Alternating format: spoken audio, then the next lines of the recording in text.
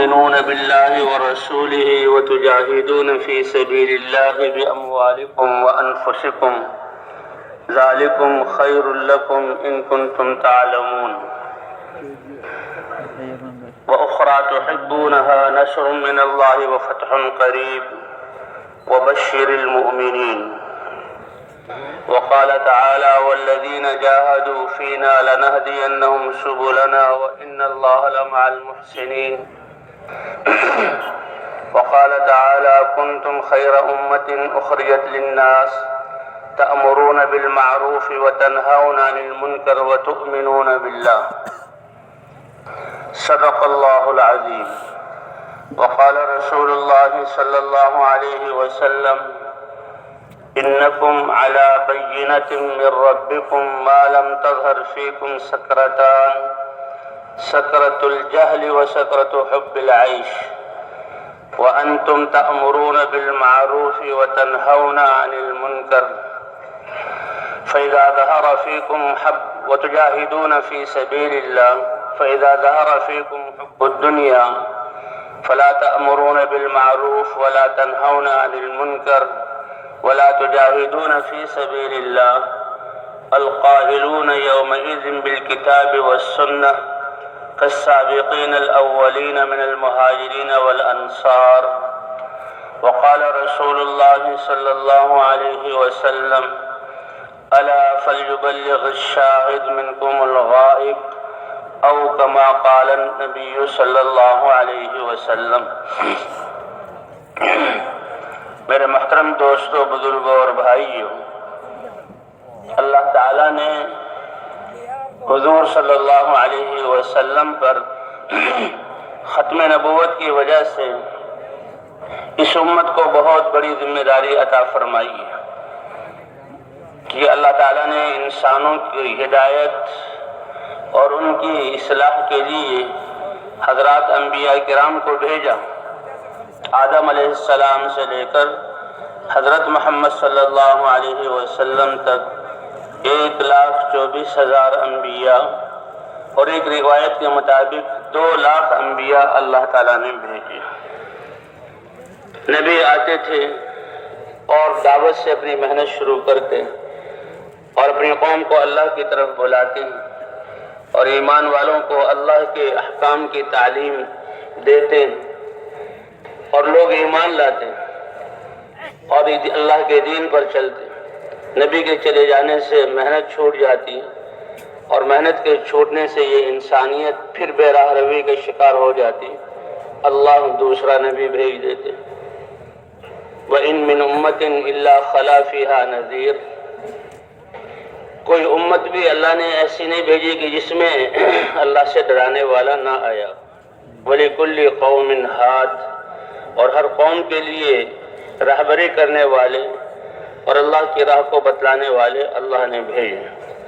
حضرت محمد صلی اللہ علیہ وسلم پر اللہ تعالیٰ نے اس نبوت کے سلسلے کو بند فرما دیا۔ آپ خاتم النبیین ہیں اور آپ نے مثال دی کہ تمام انبیاء یہ ایک خوبصورت عمارت کی شکل ہے کہ جسے عمارت کو اینٹوں سے بنایا جاتا ہے۔ ہر نبی اس عمارت کی ایک اینٹ ہے کہ میرے آنے سے پہلے یہ عمارت مکمل ہو چکی تھی اور صرف ایک اینٹ کی جگہ باقی رہی، اور میرے آنے پر یہ آخری اینٹ، اس سے یہ عمارت مکمل ہو گئی، اب کوئی نبی نہیں آئے گا۔ فَمَا أَنَا خَاتَمُ النَّبِيِّينَ لَا نَبِيَّ بَعْدِي، میں نبیوں میں سے آخری نبی ہوں، میرے بعد کوئی نبی نہیں۔ وَأَنْتُمْ آخِرُ الْأُمَمِ، تم آخری امت ہو، تمہارے بعد کوئی امت نہیں۔ جب نبی نہیں تو کوئی امت نہیں۔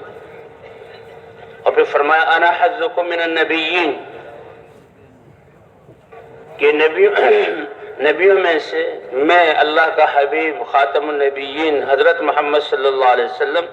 یہ تمہارا نصیبہ ہوں نبیوں میں سے،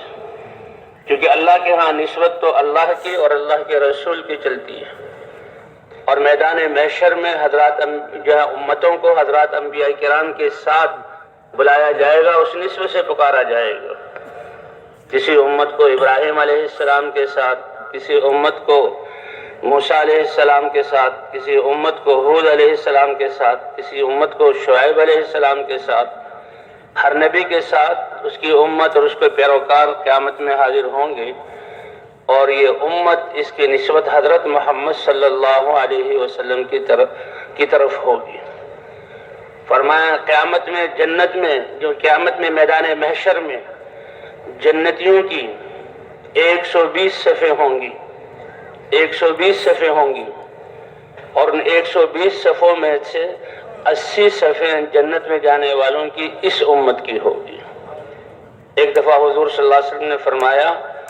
کہ کیا تم اس بات پر راضی نہیں میری امت کہ تم انسانوں میں سے جنت میں جانے والوں میں سے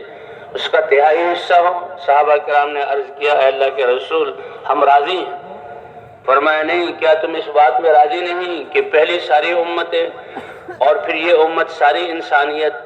جنت میں جانے والے آدھے تم ہو، آدھی پہلے انبیاء کی امت ہو؟ صحابہ کرام نے کہا یا رسول اللہ ہم راضی ہیں۔ پھر حضور صلی اللہ علیہ وسلم نے فرمایا تم تو میدان محشر میں جنت میں جانے والوں میں سے تم ان کے 2/3 حصے ہوں گے، تو 80 صفیں اس امت کی ہوں گی اور باقی 40 صفیں جو ہیں وہ باقی امتوں کی ہوں گی۔ اور یہ فضیلت جو اس امت کو ملی ہے کیونکہ حضور صلی اللہ علیہ وسلم کی ختم نبوت کی وجہ سے اللہ تعالیٰ نے اس امت کو نبیوں والے کام سے نوازا ہے۔ قل هذه سبیلی ادعو الی اللہ علی بصیرۃ انا ومن اتبعنی وسبحان اللہ وما انا من المشرکین۔ اللہ نے حکم فرمایا اپنے نبی کو آپ کہہ دیجئے یہ ہے میری زندگی کا راستہ۔ فرمایا ہماری زندگی اس کی تعبیر راستے سے کی ہے، اور راستے پہ تو انسان چلتا ہے، مسلسل نقل و حرکت ہے، بس تھوڑا سا تھکا، سانس لینے کے لیے بیٹھا اور پھر چل پڑا، تو یہ تھوڑی سی زندگی اللہ نے عمل کے لیے دی ہے۔ اللہ کے رسول صلی اللہ علیہ وسلم نے فرمایا اعمار امتی ما بین 60 و 70، میری امت کی عمومی طور پر جو عمریں ہیں وہ 60 اور 70 کے درمیان ہیں، اور 12-13 سال اس کے جو ہیں بچپن میں گزر جاتے ہیں، اس میں اللہ کے احکام کا مکلف نہیں، لیکن تربیت ایسی کہ جو ہی یہ مکلف ہو اللہ کے سارے احکام کو پورے طریقے پر ادا کرنے والا ہو، یہ تربیت ماں باپ کے اور ذمہ داروں کے ذمہ ہے۔ اور پھر انسان تہائی یا اس سے کچھ زیادہ یا کم سوتا ہے، اور سونے میں تو انسان کوئی عمل نہیں کرتا، پھر بڑھاپا آ جاتا ہے، اس میں قوتیں کمزور ہو جاتی ہیں، تھوڑا سا عرصہ ہے جوانی اور ادھیڑ عمر میں اس میں انسان کرتا ہے، تو اس پر اللہ تعالیٰ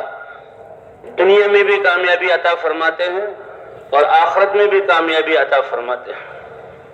آخرت میں بھی کامیابی عطا فرماتے ہیں۔ تو اس لیے یہ فرمائے کہ یہ زندگی راستہ ہے، سبیلی، اور اس میں کام کیا ہے؟ ادعو الی اللہ، اللہ کی طرف یقین اور بصیرت کے ساتھ بلاتا ہوں۔ اور اللہ نے اپنے نبی کی زندگی کا جو مقصد بیان کیا، اسی پر امت کے ہر فرد ایمان والے کا ومن اتبعنی، جس نے بھی لا الہ الا اللہ محمد الرسول اللہ کہا، اللہ فرماتے ہیں کہ بتا دو کہ ان کا راستہ اور زندگی کا مقصد بھی یہی کام ہے۔ ایک ہے اپنی ذات کے اعتبار سے اللہ کے احکام کو ماننا، اور ایک یہ ہے کہ ساری انسانیت کو سامنے رکھ کر محنت کرنا کہ وہ کیسے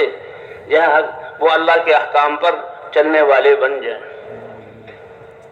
فرمایا جیسے دنیا کی محنت، ایک شخص وہ ہے جو اپنی ذات کے لیے محنت کرتا ہے اور چھوٹے سے خاندان کے لیے محنت کرتا ہے، ایک شخص وہ ہے جو اپنے قبیلے اور اپنے ملک کے لیے محنت کرتا ہے، ایک شخص ایسا ہے جو سارے عالم کو جو ہے لے کر محنت کرتا ہے۔ تو اس نے اپنی محنت کا میدان دنیا کو بنایا ہے، اور یہ چھوٹا سا برتن لے کر یہ اللہ کے دربار میں حاضر ہوا ہے۔ تو جو دنیا پر محنت کرنے والے ہیں تو دیتے تو ان کو بھی اللہ ہے، یہ نہیں کہ وہ اپنی چیزوں سے اور مخلوقات سے جو ہے فائدہ حاصل کر رہے ہیں، ان کو دینے والے بھی اللہ ہیں، اور یہ بڑا چھوٹا سا برتن لے کر حاضر ہوئے اور ان کے مطابق اللہ دیتے ہیں۔ لیکن دین کے ذریعے لینا یہ اس سے اعلیٰ راستہ ہے، کامیابی والا راستہ۔ تو ایک تو انسان اپنی ذات کو سامنے رکھ کر محنت کرے کہ میں کیسے اللہ کے ذات پر یقین کرنے والا اور اللہ کے ماننے والا بن جاؤں، یہ عام صالحین اور اولیاء کی محنت ہے۔ اور ایک یہ کہ ایک علاقے کو سامنے رکھ کر انسان محنت کرے کہ یہ کیسے سب اللہ کے سامنے جھکنے والے، اللہ کے ماننے والے بن جائیں، یہ حضرات انبیاء سابقین کی محنت کے مشابہ ہے کہ ان کا دائرہ محنت اور دائرہ ذمہ داری محدود ہوتا تھا۔ اور ایک یہ ہے کہ سارے انسانوں کو سامنے رکھ کر انسان محنت کرے، اور یہ حضرت محمد صلی اللہ علیہ وسلم کی مبارک محنت ہے، اور ختم نبوت کی وجہ سے اللہ نے اس امت کو اس محنت سے نوازا ہے۔ عائشہ فرماتے تھے کہ دیکھو موسیٰ علیہ السلام اللہ نے ان کو رسالت سے سرفراز فرمایا، بنی اسرائیل اور فرعون اور اس کی قوم کی ذمہ داری عطا کی، اور اللہ نے اسے اپنے ہم کلامی سے کا شرف بخشا۔ براہ راست کوہ طور پر آئے تھے، اللہ نے فرمایا اخلع نعلیک انک بالوادی المقدس طویٰ، اپنے یہ ہیں دونوں جوتوں کو اتار دو، آپ مقدس وادی میں ہیں، کہ اللہ آپ سے بات کر رہے ہیں۔ اور پھر فرمایا اننی انا اللہ لا الہ الا انا فاعبدنی واقم الصلاۃ لذکری۔ اور پھر اللہ تعالیٰ نے یہ ذمہ داری دی کہ میں نے تمہیں اپنی رسالت کے لیے چنا ہے، اور میرے اس پیغام کو لے کر بنی اسرائیل اور جو ہے فرعون تک جاؤ، اذهب الى فرعون انه طغى، جاؤ فرعون کی طرف، کیونکہ حضرات انبیاء کرام کی دعوت یہی بگڑے ہوئے انسانوں کی بننے کا راستہ ہے، اور دعوت اس کا راستہ ہے۔ تو موسیٰ علیہ السلام کو یہ حکم ملا، ایک تو یہ تھا کہ موسیٰ علیہ السلام خود ہی اپنی رائے سے اپنے بھائی کو اپنے ساتھ لے لیتے، کیونکہ بنی اسرائیل یہ تو اہل کتاب تھے اور ایمان والے تھے، لیکن بگڑ گئے تھے اس لیے حالات بگڑے۔ لیکن یہ نہیں ایک تو میں اپنی مرضی سے لے جاؤں اور ایک اللہ کا امر ہو، تو اذهب کے بجائے اکیلے تم جاؤ، اے موسیٰ اور ہارون تم دونوں جاؤ۔ اس کے لیے موسیٰ علیہ السلام نے اللہ سے دعا کی، اور اللہ نے ان کی دعا کو اس اونچے مرتبے پہ ہوتے ہوئے قبول کیا، اور فرمایا اب تم دونوں جاؤ۔ اور اللہ تعالیٰ نے قرآن پاک میں 5 صفحے کے بقدر اللہ نے اپنے احسانات کو گنوایا، کیونکہ بہت بڑی دولت عطا فرمائی۔ اللہ کا امر عبادت والا، یہ بھی جو اللہ کے اوامر کائنات کی تخلیق اور موجود کرنے سے متعلق ہے، یہ عبادت کا امر اللہ کا ان سے زیادہ طاقت والا ہے، تو وہ امر انبیاء کو کہ جس سے اللہ کا سارا دین زندہ ہو، وہ کتنا طاقتور ہوگا۔ کہتے صیغے کو تثنیہ بنانے کے لیے کہ ایک جاؤ، اس کے بجائے اذهبا، اس کے لیے موسیٰ علیہ السلام نے دعا کی اور اللہ نے وہ دعا قبول کی، اور یہ بڑی نعمت تھی۔ تو اللہ تعالیٰ نے احسانات جتلائے،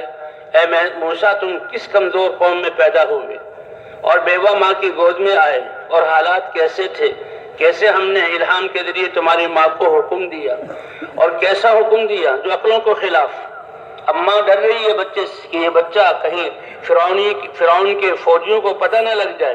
اور میری گھر سے چھین کر عام بچوں کی طرح اس کو شہید نہ کر دیں۔ فرمایا اس کے لیے صندوق بناؤ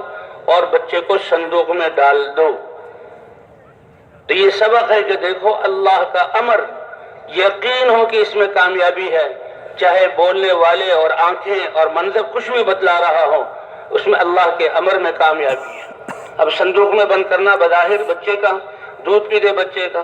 اور اگلی بات کہ اس صندوق کو سمندر میں ڈال دو، دریا میں ڈال دو، جو دریا جہاں پانی کی موجیں، تو یہ دوسری ہلاکت، لیکن اللہ کے امر پر۔ اور پھر دیکھا کہ اس جو ہے صندوق کا رخ فرعون کے محل کی طرف ہے۔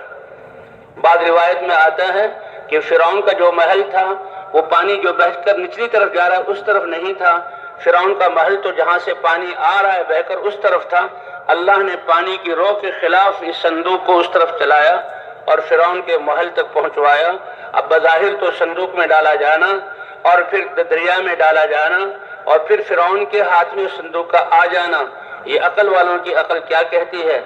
لیکن معاملہ یہ ہے کہ یہ سب کچھ اللہ کے امر پر ہوا۔ اللہ کے امر پر سب کچھ جاتا ہوا دکھائی دے، لیکن مسلمان کا یقین ہو کہ میری کامیابی اللہ کے امر کے ماننے پر ہے۔ تو کیسے اس والدہ نے اپنے موسیٰ علیہ السلام کی ماں نے اللہ کے احکام کو پورا کیا۔ اللہ فرماتے ہیں ہم نے وعدہ کیا تھا کہ اس بچے کو تمہاری گود میں واپس لائیں گے، تمہاری آنکھوں کو ٹھنڈا کریں گے، اور تھوڑی ہی دیر کے بعد اللہ نے اپنا وہ وعدہ پورا کر دکھایا۔ تو موسیٰ علیہ السلام کی دعا پر دعا قبول ہوئی اور اتنے احسانات جتلائے اللہ تعالیٰ نے، اور پھر فرمایا یہ بہت بڑا امر ہے، اے موسیٰ تم اپنے بھائی ہارون کو بھی لے جاؤ۔ لیکن اللہ کتنے مہربان ہیں کہ یہ امت اور پوری کی پوری امت ہر کلمہ کو ان کے لیے اللہ حکم فرما رہے ہیں، اے پیارے نبی آپ کہہ دیجئے میری زندگی کا راستہ اور مقصد مسلسل اللہ کی طرف بلانا ہے۔ علماء فرماتے ہیں اللہ کی طرف بلانا، اللہ کے احکام کی طرف بلانا،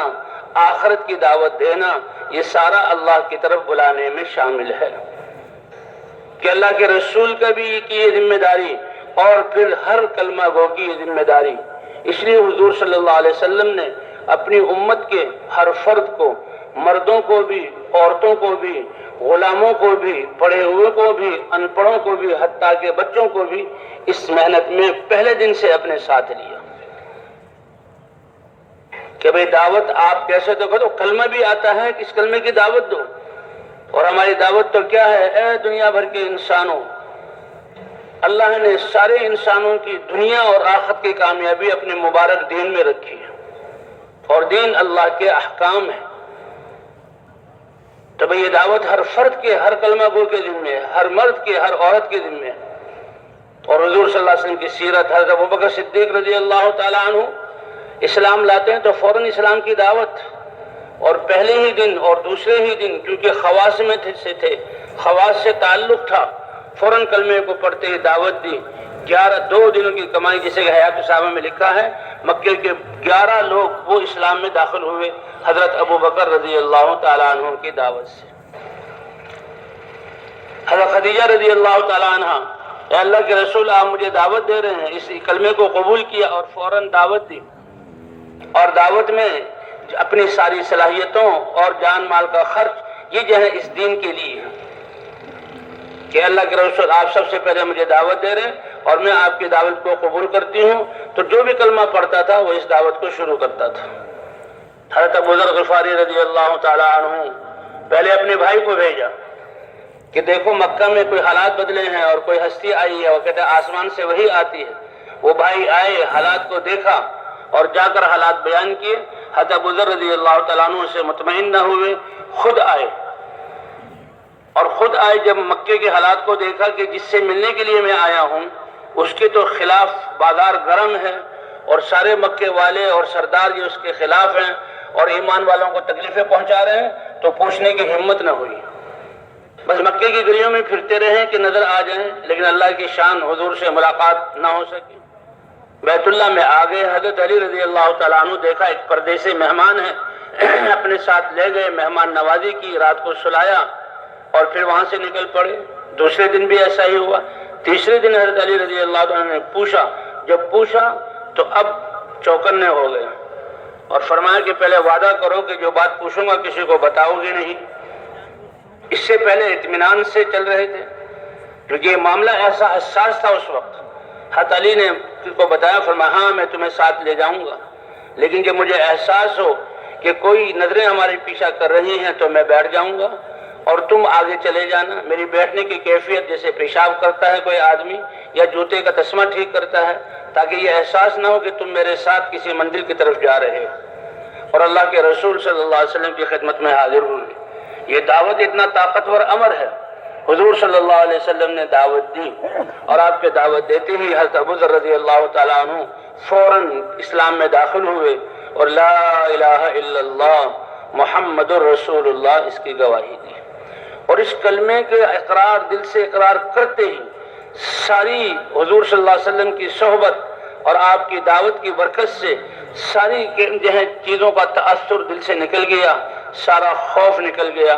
اللہ کے رسول مجھے اجازت دیں، یہ کلمہ تو اتنا اونچا ہے اور یہ کلمہ اتنا قیمتی، ایسے نور والا ہے، ایسا علم ہے کہ یہ جاہل لوگ جو اس کلمے سے ناواقف ہیں ان تک میں اس پیغام کو پہنچاؤں۔ اللہ کے رسول کو پتا تھا کہ مکے والے کتنی سخت مخالفت کر رہے ہیں۔ فرمایا نہیں، تم اپنی قوم میں چلے جاؤ اور وہاں رہو، اور جب تمہیں پتہ لگے کہ میرا امر غالب آ گیا ہے تو آ جانا، لیکن حضرت ابو ذر حضور صلی اللہ علیہ وسلم نے تو شفقت میں فرمایا، لیکن یہ سمجھ گئے کہ حضور صلی اللہ علیہ وسلم شفقت کی وجہ سے، کوئی مخالفت کی مقصود نہیں تھی، حضور کا امر شفقت کی وجہ سے تھا۔ اور اسی وقت بیت اللہ میں گئے اور بیت اللہ کے چاروں طرف مسجد حرام کا جو برآمدہ تھا وہاں لوگ کفار بیٹھے رہتے تھے، اسلام کے خلاف اسکیمیں جو ہے بناتے رہتے تھے اور مسلمانوں کو اور حضور صلی اللہ علیہ وسلم کو تکلیفیں پہنچاتے رہتے تھے، انہی کے بیچ میں اب یہ کلمہ ایسا کہ سب کا تأثر نکلا۔ اس لیے کہتے ہیں کہ ہم اس کلمے کی اتنی دعوت دیں کہ ساری چیز کا تأثر ہمارے دلوں سے نکل جائے، اللہ کی ذات کا تأثر آ جائے، اللہ کی ذات پر ہونے کا یقین، اور ساری مخلوق یہ تو محتاج ہے، اللہ کے حکم کے بغیر اس سے کچھ نہ ہونے کا یقین ہمارے دل میں آ جائے۔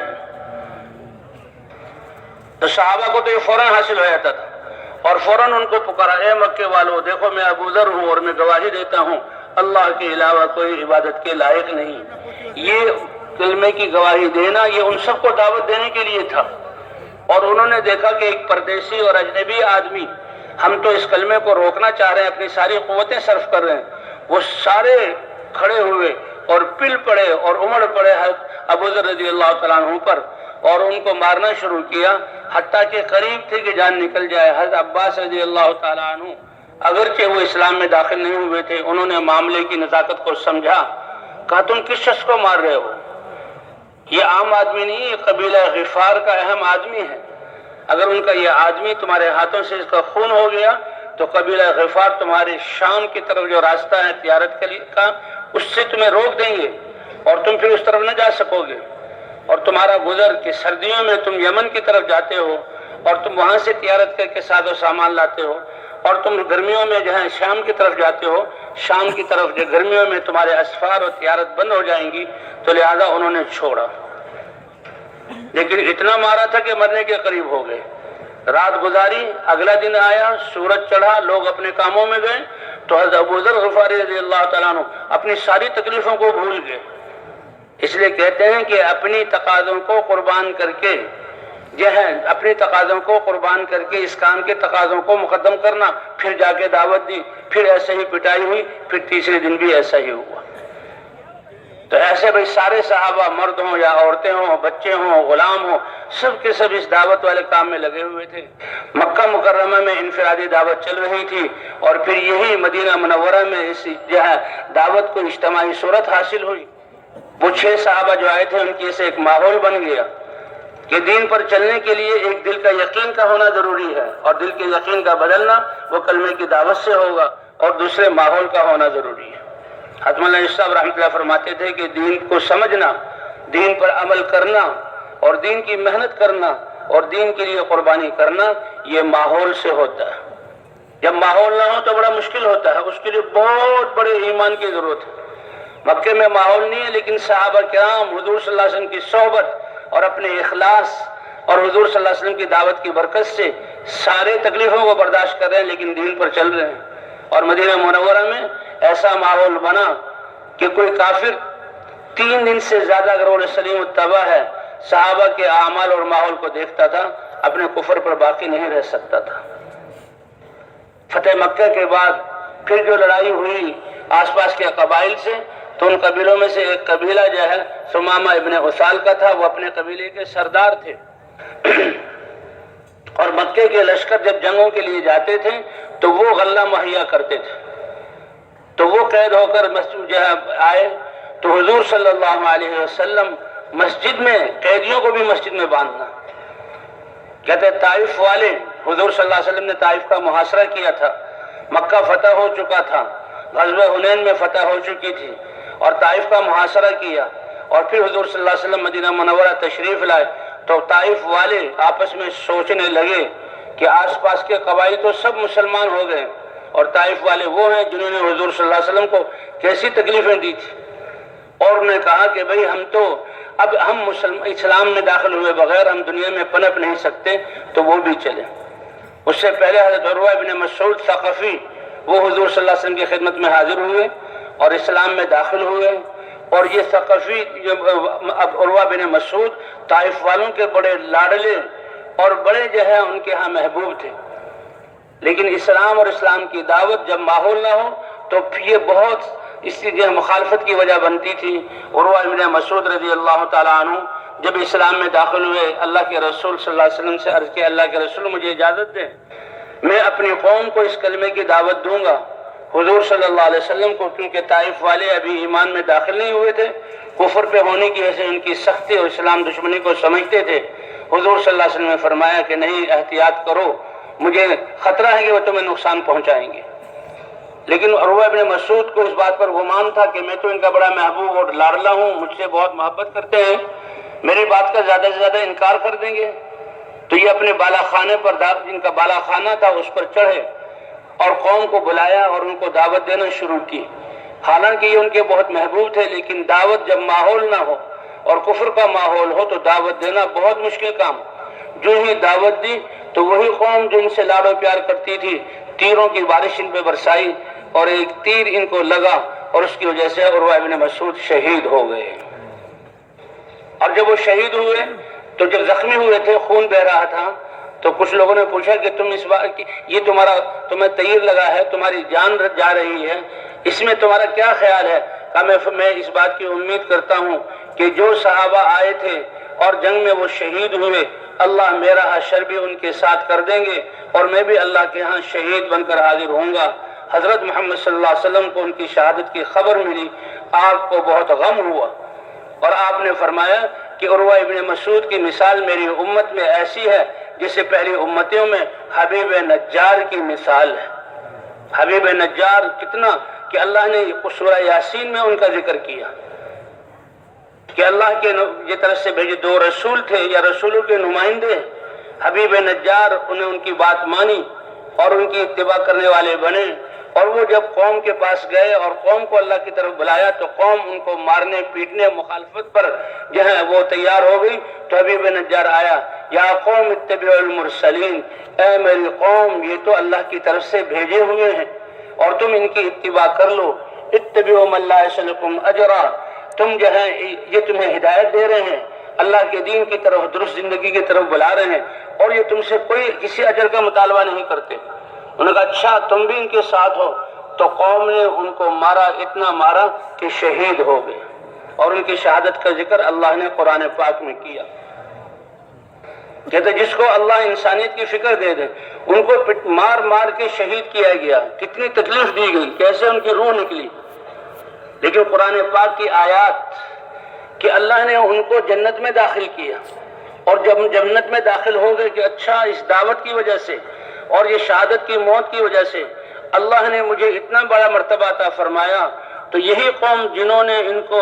جہاں ظلم سے مار مار کر تکلیفیں دے کر شہید کیا تھا، اب ان کا یا لیت قومی یعلمون بما غفر لی ربی وجعلنی من المکرمین، کاش کہ میری قوم کو پتہ لگ جائے کہ انہوں نے تو اپنے اعتبار سے مجھے تکلیف دی، لیکن اللہ نے مجھے شہادت کا مرتبہ عطا فرما کر جنت میں داخل کیا اور کیسے مجھے عزت والوں میں سے بنایا۔ تو یہ ہے شان، اس کو اللہ نے قرآن پاک میں ذکر کیا۔ اور پھر ایک وقت ایسا بھی آیا کہ طائف والے جمع ہوئے، یہ سارے اس دعوت کا نتیجہ ہے، اور کہنے لگے اب ہم اسلام کے بغیر ہم میں کوئی اور چارہ کار نہیں ہے، تو لہٰذا ہم خود ہی حضور صلی اللہ علیہ وسلم کی خدمت میں حاضر ہو جائیں اور ان سے کوئی عہد معاہدہ کر لیں۔ تو عبدیہ لیل وہ سردار اور ان کے ساتھ کچھ اور آدمی، اور وہ طائف سے روانہ ہوئے کہ حضور صلی اللہ علیہ وسلم کے پاس مدینے میں جائیں گے اور ان سے کوئی عہد معاہدہ کریں گے۔ جب وہ مدینے کے قریب پہنچے، مغیرہ ابن شعبہ رضی اللہ تعالیٰ عنہ، یہ حضور صلی اللہ علیہ وسلم کے صحابی تھے اور جو ہے حضور کے جانوروں کو چرایا کرتے تھے، اس لیے جنگل میں تھے، انہوں نے دیکھا طائف والے آ رہے ہیں، پوچھا کہاں جا رہے ہو؟ کہ ہم جہاں جا رہے ہیں وہ مدینہ منورہ، حضرت محمد صلی اللہ علیہ وسلم سے کوئی بات چیت کرنے کے لیے۔ تو یہ بڑے خوش ہوئے کہ دیکھو طائف والے جنہوں نے حضور کو ایسی تکلیفیں دی اور طائف کا محاصرہ ہوا اور ان نے مخالفت کی، اور ایسے لوگ آج اللہ نے ایسا فیصلہ فرمایا کہ وہ بھی حضور کی خدمت میں آ رہے ہیں، تو یہ دوڑے تاکہ حضور صلی اللہ علیہ وسلم کو خبر دیں۔ اب حضور صلی اللہ علیہ وسلم کی خدمت میں دوڑے ہوئے آ رہے تھے، راستے میں ابو بکر مل گئے، اے مغیرہ ابن شعبہ کہاں جا رہے ہو؟ کہ اللہ کے رسول کو خوشخبری سنانے کہ اللہ کے ہاں ان کی محنت ایسی قبول ہوئی کہ طائف والے بھی آ رہے ہیں۔ تو یہ ہے بھئی دعوت کا خاصہ کہ اس دعوت کے ذریعے سے اللہ ایسے ایسے لوگوں کو ہدایت عطا فرماتے ہیں۔ جب مکہ میں ہدایت چالو ہوئی تو مکہ کے لوگ کہا کرتے تھے کہ اگر کوئی یہ کہے کہ خطاب کا گدھا وہ تو جانور ہے، اگر وہ مسلمان ہو گیا کلمہ پڑھ لیا تو اس کو مانا جا سکتا ہے، لیکن خطاب کا بیٹا عمر اسلام لے آئے، وہ اتنے سخت دل والا، اسلام کا اتنا مخالف ہے کہ وہ اس کی تصدیق نہیں ہو سکتی کہ وہ اسلام لے آئے۔ لیکن آخر کار حضرت عمر رضی اللہ تعالیٰ عنہ بھی دار ارقم میں حضور صلی اللہ علیہ وسلم کی خدمت میں حاضر ہوئے۔ حضرت بلال دربانی کے فرائض انجام دے رہے تھے تو حضرت بلال نے اللہ کے رسول یہ عمر آ رہا ہے، اللہ کے رسول سمجھ گئے کہ رات اس کے لیے دعا کی ہے، اے اللہ دو عمروں میں سے ایک عمر کو جو ہے ہدایت دے کر ان کی قوت اسلام کے لیے لگوا دے۔ جی عمرو بن ہشام یا عمر بن خطاب، حضور سمجھ گئے کہ میری دعا ان کے حق میں قبول ہوئی کہ اے بلال آنے دو، اور حضرت بلال رضی اللہ عنہ حضور کے سامنے دو زانو ہو کر بیٹھے اور کہا اشہد ان لا الہ الا اللہ و اشہد ان محمد رسول اللہ۔ تو بھئی ہے دعوت کا خاص۔ حضرت ابوبکر نے جب مغیرہ ابن شعبہ سے سنا کہ طائف والے حضور صلی اللہ علیہ وسلم کی خدمت میں حاضر ہو رہے ہیں تو حضرت ابوبکر نے کہا اے مغیرہ، اللہ کے رسول کو یہ خوشخبری دینے کے لیے اگر تم مجھے موقع دے دو کہ میں حضور کو بتاؤں حضرت مغیرہ ابن شعبہ حضرت ابوبکر صدیق کے مرتبے کو اور اللہ کے رسول سے تعلق اور ان کی قربانیوں کو اور اللہ کے ہاں ان کا درجہ جانتے تھے،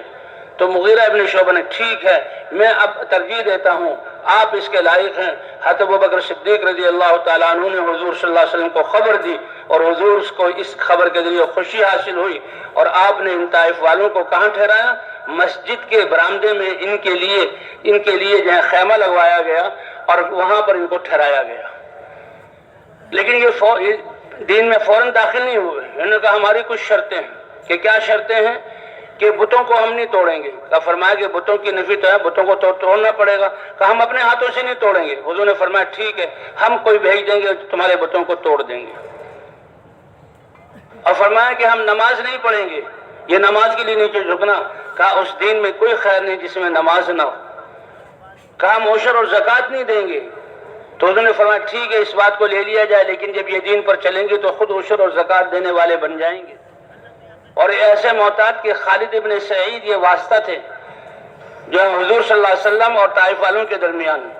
اور وہ اب صحابہ کرام اب ان کے لیے خیمہ بھی لگوایا ہے اور صحابہ کرام کی طرف سے ان کے لیے کھانا بھی آ رہا ہے۔ تو یہ ایسے شک والے کہ جب کھانا آتا تھا تو کہا ہم تو نہیں کھاتے مسلمانوں کا کھانا، پتہ نہیں اس میں کیا ملا ہوگا۔ اے خالد ابن سعید پہلے تم کھانا کھاؤ، ہم تمہیں دیکھ رہے ہیں پھر ہم کھائیں گے۔ تو خالد ابن سعید کے بعد یہ کھانا کھاتے تھے، اور پھر اللہ تعالیٰ نے ان کو اسلام کی توفیق دی اور یہ کلمہ پڑھنے والے بنے اور نمازوں کا انہیں اقرار کیا، اور پھر سارے احکام پر آئے، اور حضور صلی اللہ علیہ وسلم نے ان کے ساتھ حضرت ابو سفیان اور صحابہ کو بھیجا کہ طائف کے بتوں کو جو ہے توڑ دیں۔ اللہ نے طائف والوں کو بھی ہدایت عطا فرما دی۔ تو اللہ نے صدیوں بعد یہ محنت ہمیں عطا فرمائی ہے۔ اللہ تعالیٰ ہمیں اس کی قدر کرنے کی توفیق عطا فرمائے۔ ختم نبوت کی وجہ سے اللہ نے یہ محنت اس امت کو کی ذمہ داری بنایا اور اس امت کے لیے اس محنت کو آسان کیا۔ لا یکلف اللہ نفسا الا وسعہا، جس چیز کا اللہ حکم دے دیں مکلف بنا دیں، یہ دلیل ہے کہ اس کی استعداد بھی اللہ نے ہم میں رکھ دی ہے۔ کہتے ہیں لا الہ الا اللہ محمد الرسول اللہ، اس کا اقرار اتنی بڑی دولت ہے اور یہ اتنی بڑی استعداد اور صلاحیت پیدا کرتے ہیں کہ ہر کلمہ گو،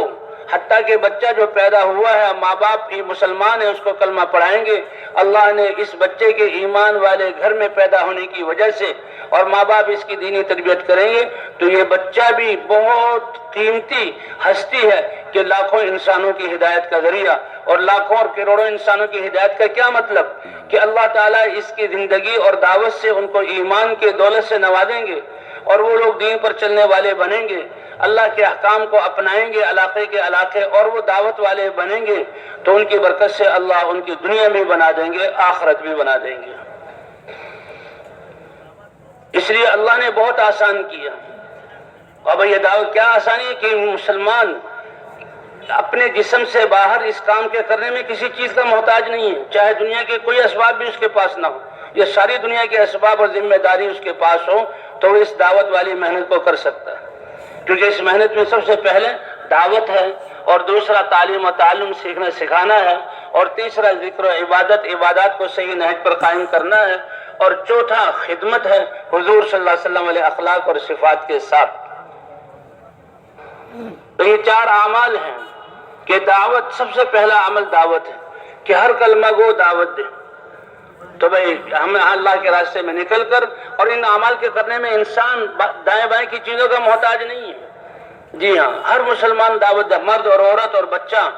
آزاد اور غلام، ان پڑھ اور لکھا پڑھا، سب یہ دعوت میں مخلوق سے اللہ کی طرف بلانا، اموال اور اسباب سے اعمال کی طرف بلانا، اور دنیا سے آخرت کی طرف بلانا۔ تو یہ اعمال ہیں، ہم اللہ نے ہمیں اس کام کو سیکھنے کے لیے نکلنے کی توفیق عطا فرمائی۔ بھئی سب سے پہلے تو نیت ہے کہ ہم یہ نیت رکھیں کہ ہم تو سیکھنے والے ہیں۔ حضرت مولانا الیاس صاحب رحمۃ اللہ علیہ، مجھے جو کام دیا گیا اس کا سوا حصہ سمجھا ہوں، اور اس کا سوا حصہ تمہیں سمجھا سکا ہوں، اور جو تم کو سمجھا سکا اس کا سوا حصہ تم سمجھ چکے ہو۔ تو کتنا اونچا حضور صلی اللہ علیہ وسلم والا مبارک عمل، اور ہم کہیں کہ ہمیں آتا ہے سیکھنے کی نیت سے۔ ہم سب سیکھنے والے ہیں، چاہے وہ یہ تو اللہ کا فضل ہے، سیکھنے والے سے تو کمی کوتاہی ہوتی ہے اور اس کا کام کمزور ہوتا ہے، لیکن یہ اتنا طاقتور کام ہے کہ سیکھنے والے بھی کر رہے ہیں کمی بیشی کے ساتھ، تو اس کام کی وجہ سے اللہ ان کی تربیت بھی فرما رہے ہیں، ان کے ایمان میں بھی ترقی ہو رہی ہے، وہ بھی دین پر عمل کرنے والے بن رہے ہیں اور دین کی محنت پر آ گئے ہیں، اور جن لوگوں میں محنت ہو رہی ہے اللہ اس محنت کے اثرات ان میں بھی مرتب فرما رہے ہیں۔ چند ہی سالوں میں اللہ نے پوری دنیا کے مسلمانوں کو جوڑ دیا اس محنت پر، اور کروڑوں مسلمان اس محنت کو کرنے والے بن گئے۔ حالانکہ سیکھنے والے کے کام اور ذمہ داری حوالہ نہیں کی جاتی کوئی، بھئی یہ تو سیکھ رہا خراب نہ کر دے، اس کے لیے بھی سکھاؤ، اور اس کا امتحان لو، اس کو ٹیسٹ کرو، اور اس سے بجائے اس کا انٹرویو لو، یہ کام ٹھیک کرے تو پھر کام حوالے کریں گے۔ لیکن اللہ رب ہیں، اللہ معلم ہیں، اللہ مربی ہیں، سیکھنے کے جہاں درجے میں ہم کر رہے ہیں، اور اللہ کیسی خیروں کو وجود عطا فرما رہے ہیں۔ اور جو سیکھنے کی نیت رکھتا ہے تو اس کی غلطیوں کو معاف کر دیا جاتا ہے۔ اس لیے کہتے ہیں کہ ہم میں دعویٰ نہ ہو کہ میں تو سیکھا ہوا ہوں، کام کو ٹھیک کرنے والا ہوں، جس دن یہ دعویٰ ہو گیا پھر ہمارا کون سا عمل ہے جو اللہ کی شان کے مطابق ہو، پھر غلطی پر پکڑ ہوتی ہے۔ اللہ ہماری حفاظت فرمائے۔ اور بھائی اس کام میں، کیونکہ یہ عالمی کام ہے، 2 بنیادی چیزیں ہیں، ایک نقل و حرکت ہے اور ایک اس میں اجتماعیت ہے۔ نقل و حرکت ہے اور اجتماعیت ہے۔ کہتے ہیں یہ سورج، اس کی روشنی اور اس کی حرارت پورے عالم کے لیے کتنی ضروری ہے، اور یہ کیسے نقل و حرکت کر رہا ہے۔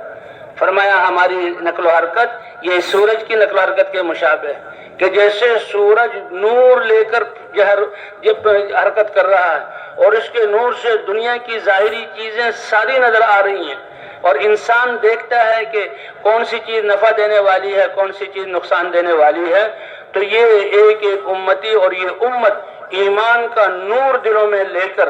اللہ کی معرفت ہدایت کا نور لے کر یہ حرکت کرے۔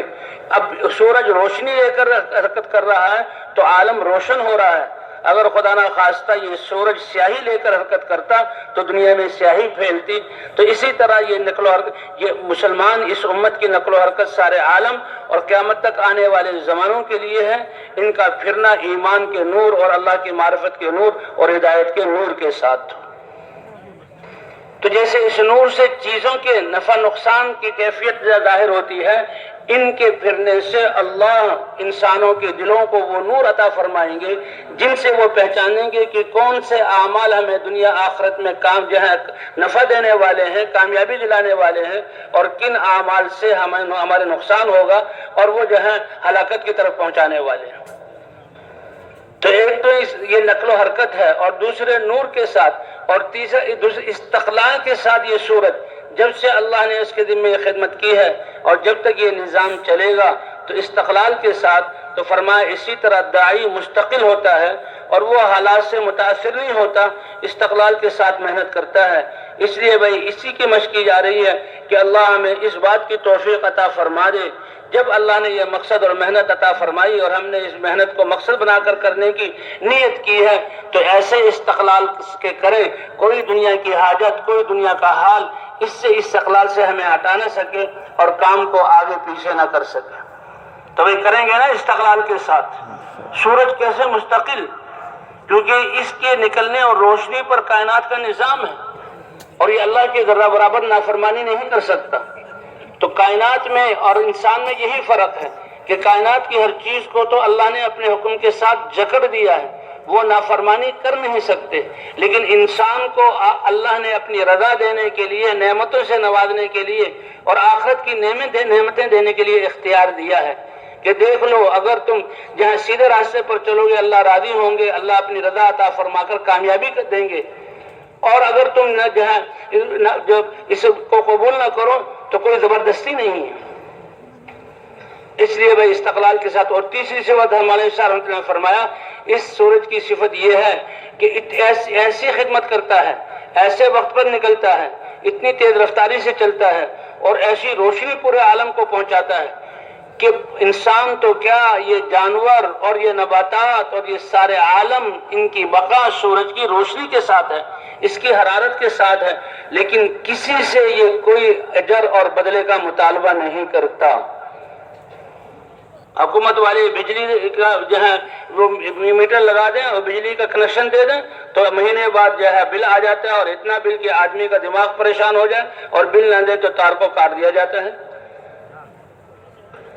آدھے انچ کی پائپ پانی کا دیا جاتا ہے اور بل آتا ہے، نہ دے تو پائپ کاٹ دیتے ہیں۔ لیکن اللہ تعالیٰ اس سورج کے ذریعے سے کب سے روشنی دے رہے ہیں اور کتنی مخلوقات کو، اور سورج کا کوئی مطالبہ نہیں، وہ تو اللہ کے امر کی وجہ سے جو ہے انسانیت کو یہ روشنی پہنچا رہا ہے، یہ اللہ کا امر ہے۔ تو اسی طرح بھائی یہ دعوت والے کہ جن کے سامنے پوری انسانیت ہے اپنی ساری صلاحیتیں لگا رہے ہیں،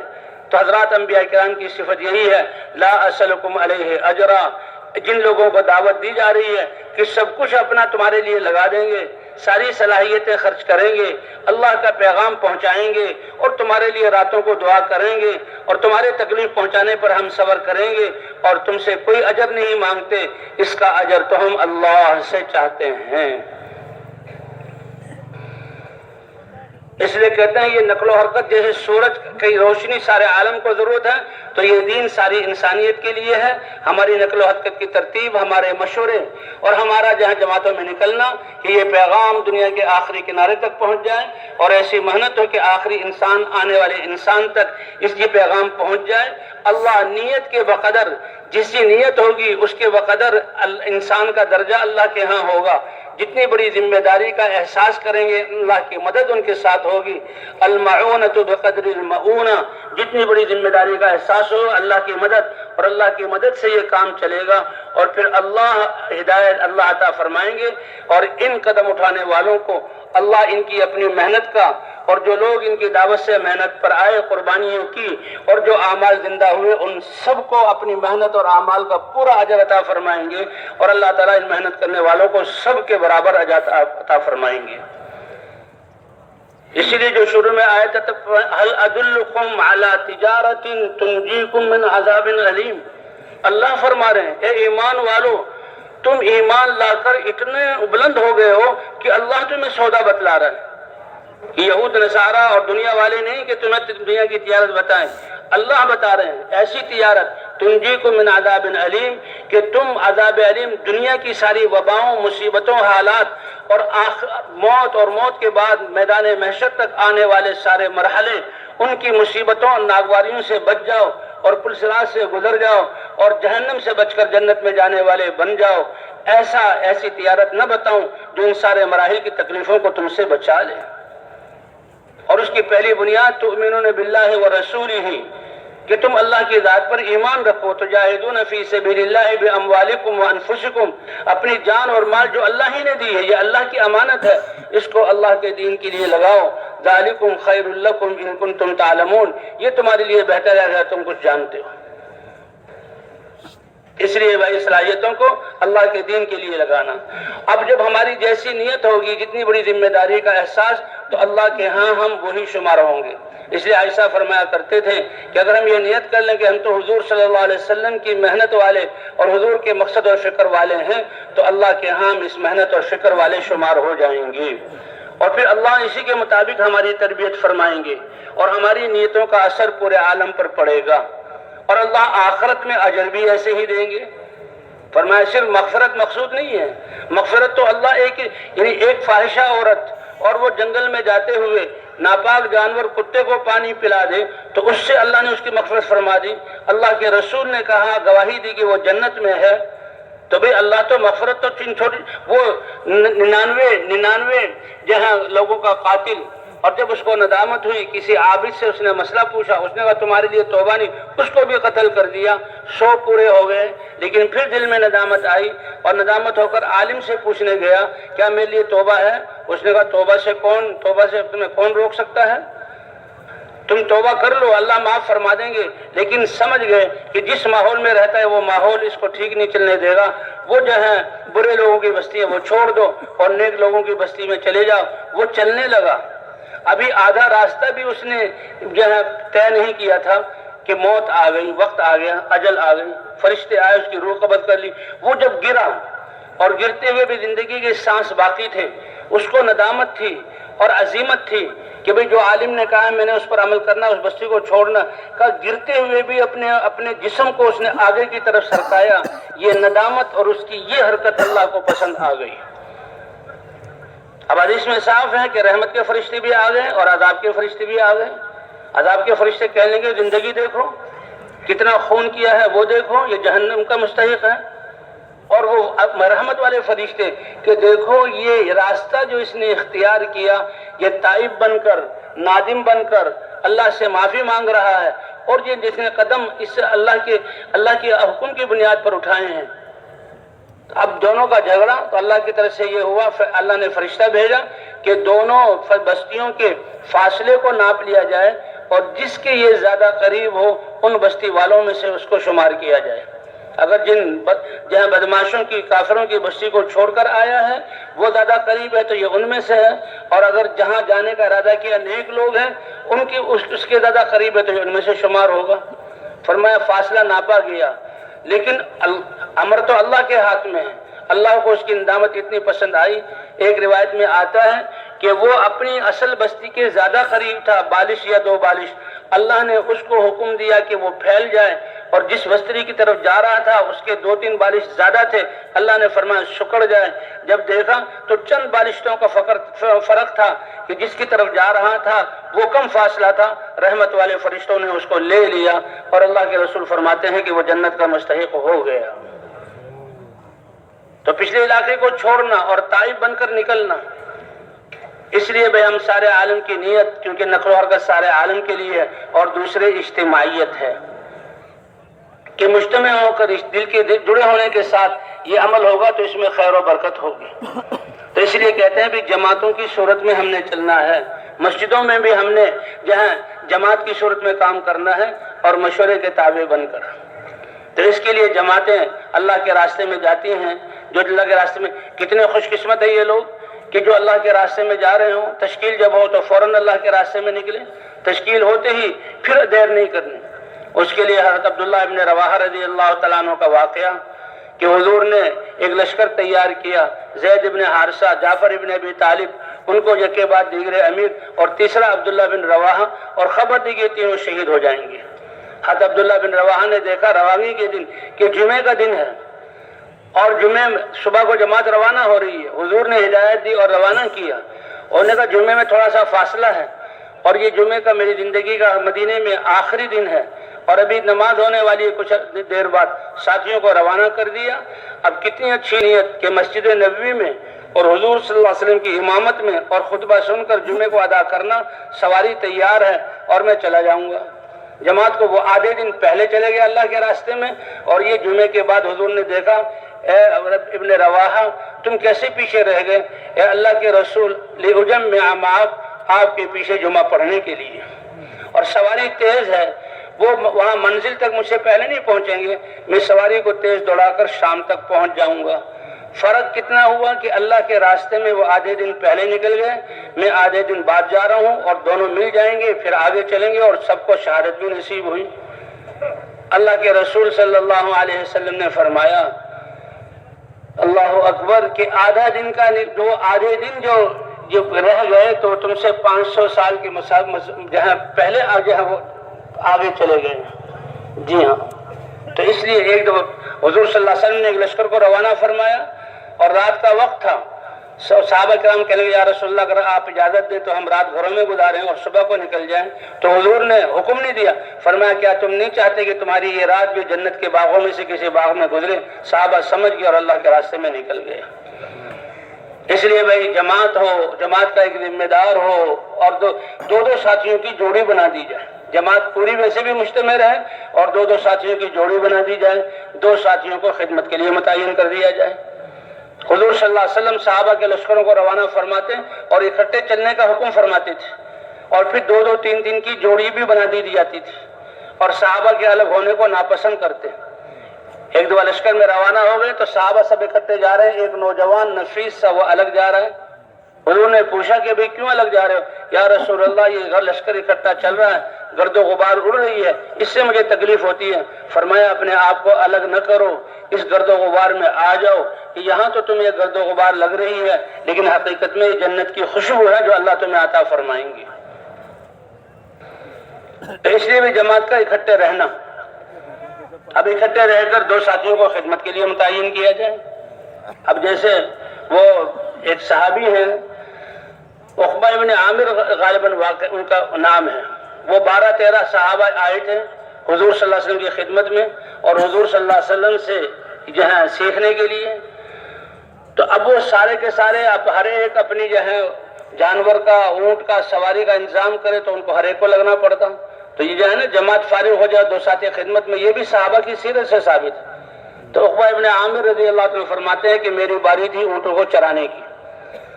تو اس طرح باری لگتی تھی، بھائی آج ان 2 کی خدمت ہے، آج ان 2 کی خدمت ہے تو باری لگتی. کہ میری اونٹوں کے چرانے کی باری تھی، سارے دن اونٹ کو چرایا اور شوق تھا کیسے حضور صلی اللہ علیہ وسلم کی مجلس میں پہنچوں اور پہنچ کر حضور کے دیدار سے آنکھوں کو اور دل کو ٹھنڈا کروں اور حضور کی باتوں سے علم کا نور حاصل کروں.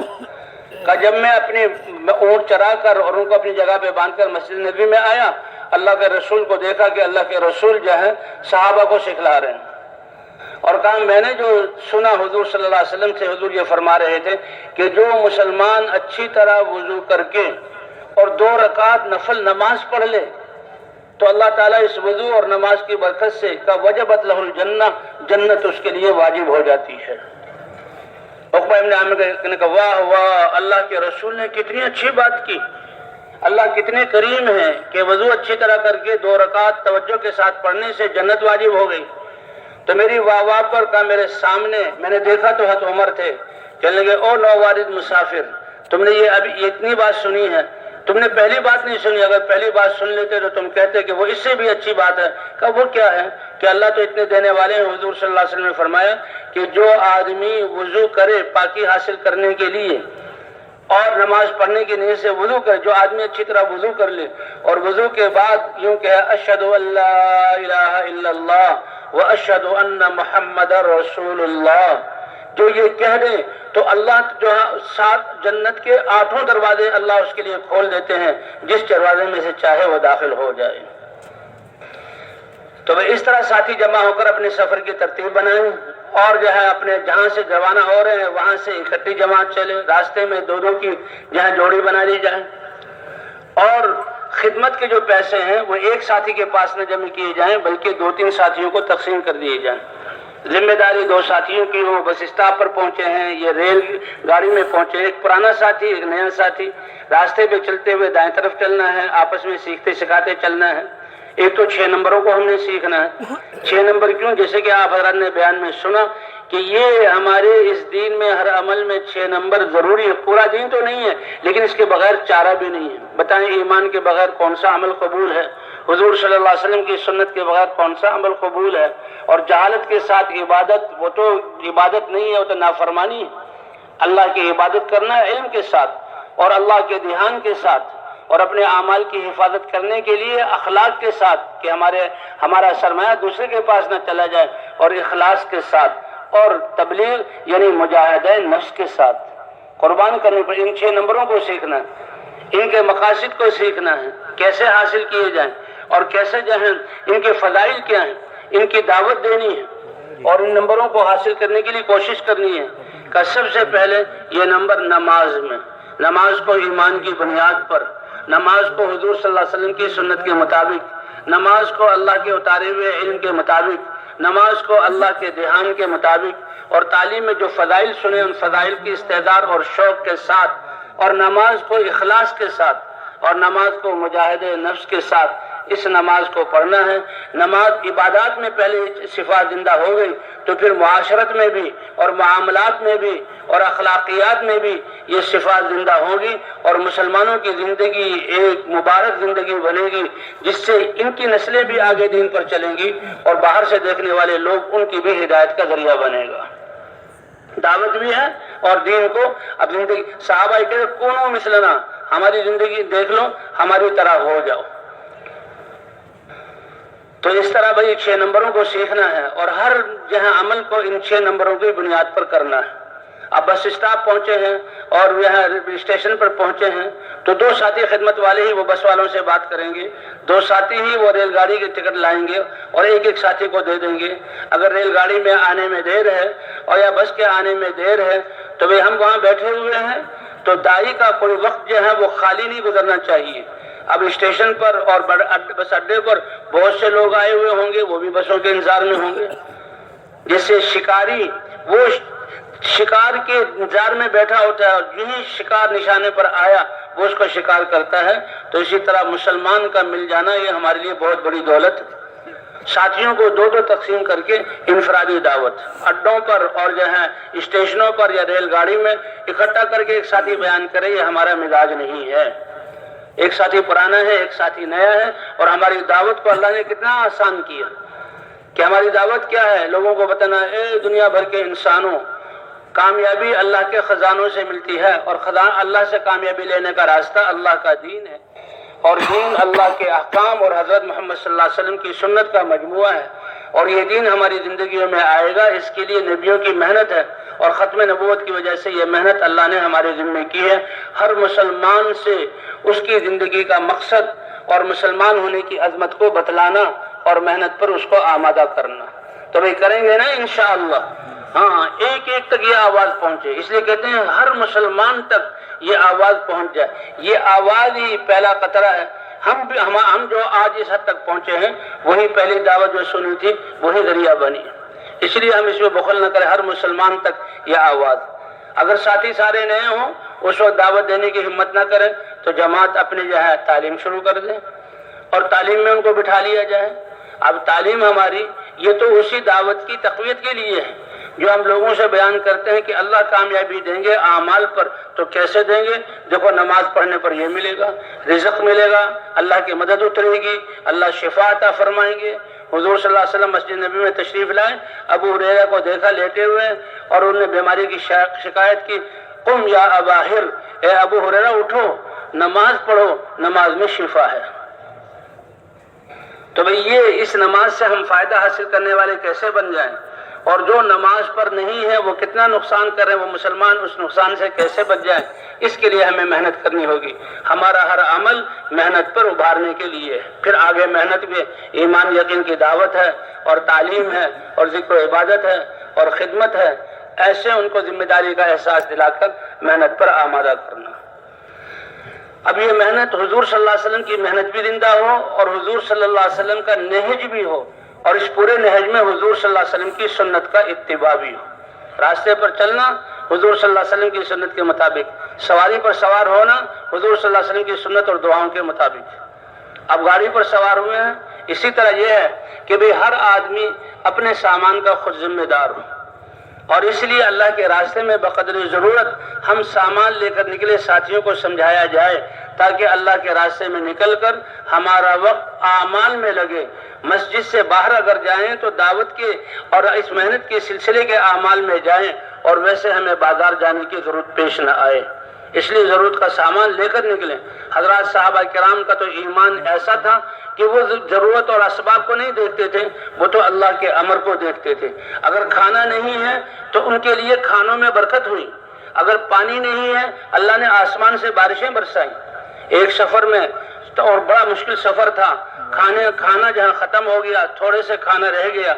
لوگوں نے جانور ذبح کرنا شروع کیے۔ حضرت عمر نے کہا یا رسول اللہ، اگر یہ اونٹ ذبح ہونا شروع ہو گئے، تبوک میں جانا ہے، پھر ہمارا وہاں تک پہنچنا یہ مشکل ہو جائے گا، ابھی بھی جو ہے سفر مشقت والا ہے۔ تو یا رسول اللہ آپ یہ ان صحابہ سے کہیں کہ ان کے توشے دانوں میں جو پنیر کے ٹکڑے ہیں، جو ستو کے کچھ مقدار موجود ہے، جو کھجوریں ہیں، وہ ایک دسترخوان پر جمع کر لیں۔ ایک دسترخوان بچھایا گیا، صحابہ نے